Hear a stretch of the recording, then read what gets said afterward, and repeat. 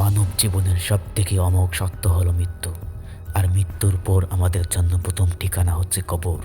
এটি এমন এক স্থান যেখানে আমাদের একা থাকতে হবে, কারো সাহায্য পাওয়া যাবে না। আমাদের আমলনামা, নেক আমল আর ঈমানই হবে একমাত্র সঙ্গী।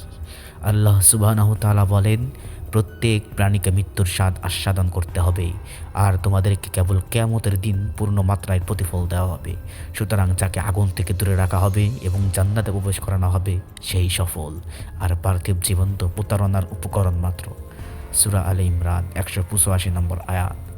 কবরের পরিস্থিতি কেমন হবে তা নিয়ে প্রিয় নবী মুহাম্মদ সাল্লাল্লাহু আলাইহি ওয়াসাল্লাম সতর্ক করেছেন। তিনি বলেছেন, যখন একজন মানুষ মারা যায় তখন তিনটি জিনিস তাকে অনুসরণ করে: তার পরিবার, তার সম্পদ এবং তার আমল। এর মধ্যে দুটি ফিরে যায় এবং একটি থেকে যায়।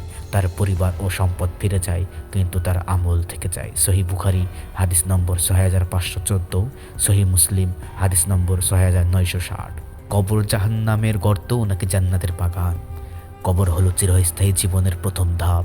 নবীজি সাল্লাল্লাহু আলাইহি সাল্লাম বলেছেন, নিশ্চয় কবর জান্নাতের একটি বাগান অথবা জাহান্নামের একটি গর্ত।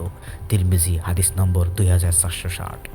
এ থেকে বোঝা যায়, আমাদের বর্তমান জীবনের প্রতিটি কাজই কবরের অবস্থাকে নির্ধারণ করবে।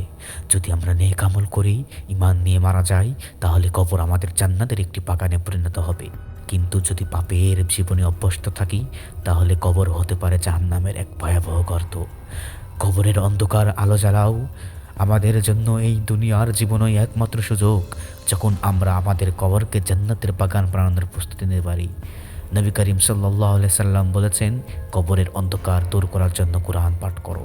মুসলিম হাদিস নম্বর 180। তাহলে এখনই ভাবুন, আমাদের জন্য কি অপেক্ষা করছে? আমরা কি কবরকে জান্নাতের বাগানে পরিণত করার জন্য যথেষ্ট প্রস্তুতি নিয়েছি? প্রেরণা, নেক আমল বাড়িয়ে কবরকে প্রস্তুত করুন।